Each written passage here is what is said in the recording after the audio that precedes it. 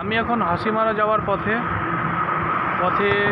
পেয়ে গেলাম সর্বজনীন শ্রী শ্রী শ্মশান কালীর মন্দির। তো বাঁদিকে পড়ছে শ্মশান কালীর মন্দির, দেখতে পাচ্ছেন হাইওয়ে, বাঁদিকে তোরসা নদী।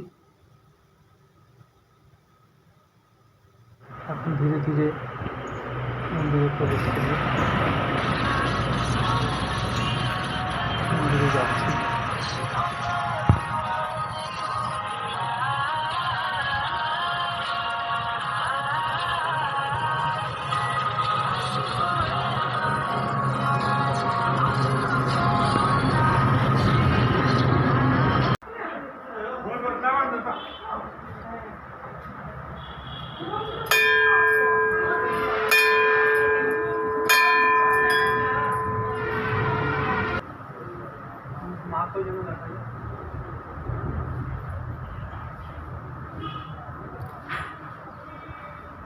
দীঘা আমি বলছিলাম 213টা সিট পাবে, আপনার মাসি মুখ্যমন্ত্রী হবে, মাসিকে নিয়ে আসার কথা ছিল, নিয়ে আসে নাই, আর কাজটাও বন্ধ আছে।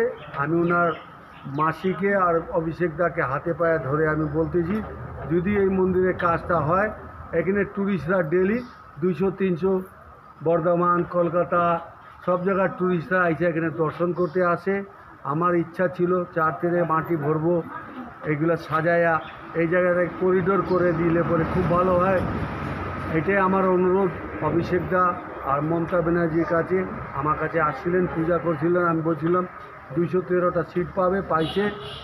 এটাই আমার অনুরোধ ওনার কাছে। উনি একটা প্রেডিকশন করেছিলেন যে হ্যাঁ করে দিব বলে, কিন্তু আজ পর্যন্ত করা হয় নাই। সিট গ্রহণ করবে, সেই প্রেডিকশন কাজে লেগেছে। হ্যাঁ উনি বর্তমান সরকারের কাছে অ্যাপিল করছেন যে যেন এই মন্দিরকে রক্ষণ করা হয়।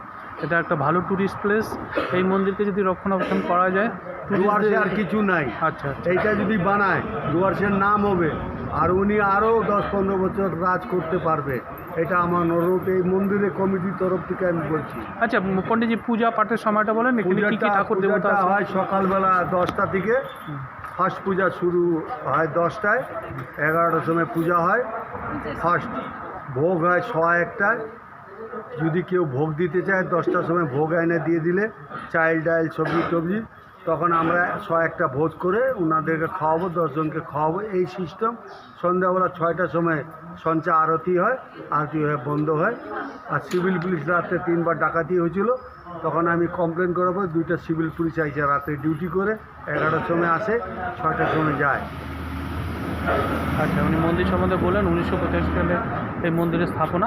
আপনার নামটা একটু বলেন। আমার নাম গোপাল ছেত্রী, আমি এখানকার সেক্রেটারি। আচ্ছা, 40 বছর থেকে। এটা হচ্ছে হাসিমারা শ্মশানকালী মন্দির। এই মন্দিরে অবশ্যই আপনারা একবার এসে দেখা করে যাবেন। এটা মনোকামনা ফরেস্ট থেকে একদমই কাছে, তোরসা মন্দিরের, তোরসা নদীর পাশে, তোরসা ব্রিজের নিচে, তোরসা ব্রিজের নিচে। অবশ্যই আসবেন আপনারা। আসবেন। আর এইখানে কারো সে দুয়ার বন্ধ করে পূজা পাঠ হচ্ছে, ঠাকুরকে হয়তো স্বয়ং দেবেন। দর্শন করাবেন মাকে, ভোগ নিবেদন হচ্ছে, মায়ের মন্দির দর্শন করাবেন। হাসিমারা যাওয়ার পথে শ্মশানকালী মন্দির, তোরসা নদীর পাশেই।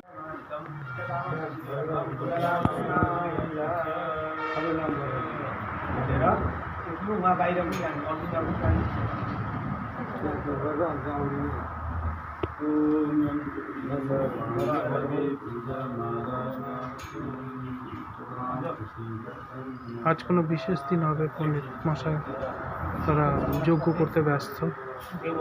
অনেক পুণ্যার্থী এখানে এসেছেন।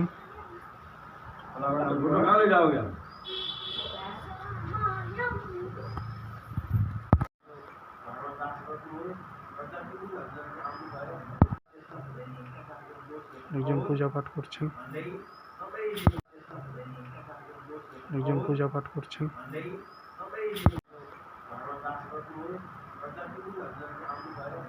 আমি হাসিমারা যাওয়ার পথে শ্মশানকালী, তোরসার পাশেই এক শ্মশানকালী মন্দির, সেখানে এসেছি।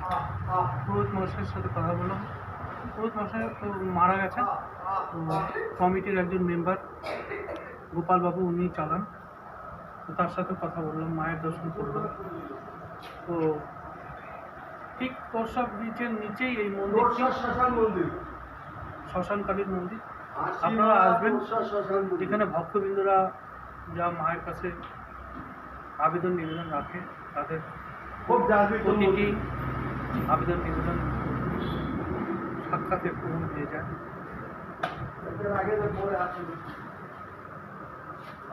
সকলেই এই মন্দির দর্শন করতে পারেন। এটা ডুয়ার্সের একটা প্রাণ কেন্দ্র। মাদারিহাট থেকে প্রায় 11 কিলোমিটার দূরে এই মন্দিরটি অবস্থিত।